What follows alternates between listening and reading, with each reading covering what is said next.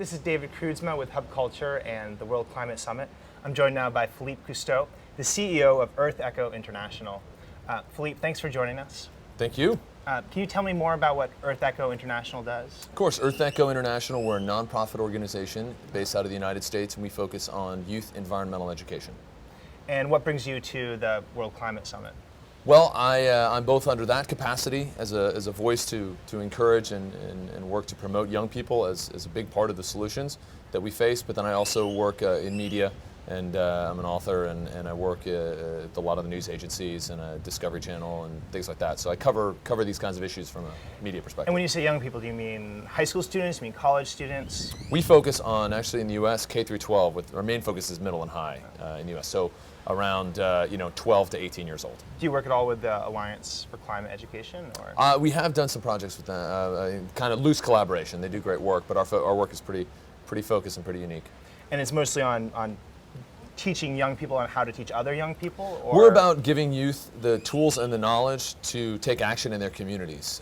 For example, we just launched in New Orleans a national program that was announced at the Clinton Global Initiative in September, which is Youth Citizen Journalism Program, training young people how to question and be critical thinkers in their communities and be citizen journalists in their communities and report on environmental stories that are important. We're also in schools throughout the U.S. and we do service learning programs. We train kids how to do projects in their communities to improve the health of the environment. So, broad range of things. And what are some of the more exciting projects or service learning you've seen? Well,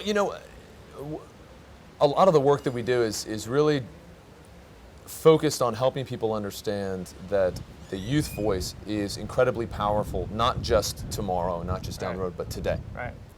I have seen young people in Iowa, middle school, young men, 3 boys, 13 years old, who passed a law in the state legislature and got a lobbying firm to work pro bono. I mean, they passed a law to phase out lead in wheel weights in Iowa, in state vehicles in Iowa.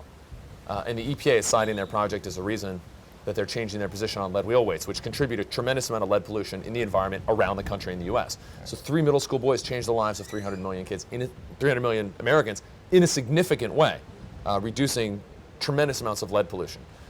So that's one example. So I mean, there are endless like that of kids, young people that go in and change laws, raise millions of dollars, successfully lobby governments, build villages in developing countries around the world, all by their own initiative.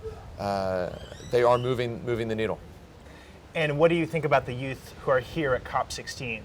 Are you excited about them? Do you think they could be doing more? What's your opinion?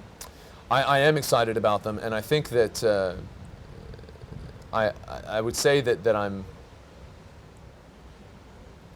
not necessarily disappointed. I would choose my words carefully. But I would like to see the official organizations and side conferences and et cetera engage them more and provide more of an opportunity for them to have a voice and be valued.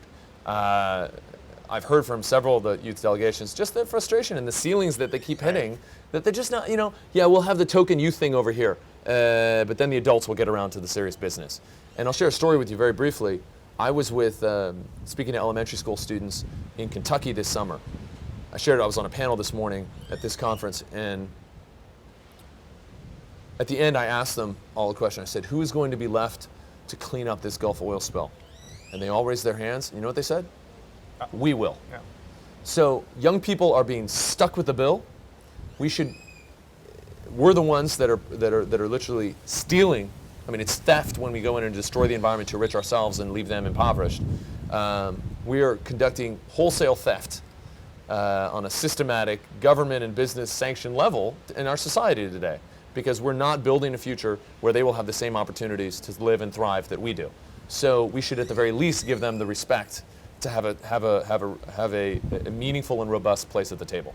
Great. Well, thank you. Thank you. I'm David Kreutzma with Hub Culture, joined now by Philippe Cousteau, the CEO of Earth Echo International.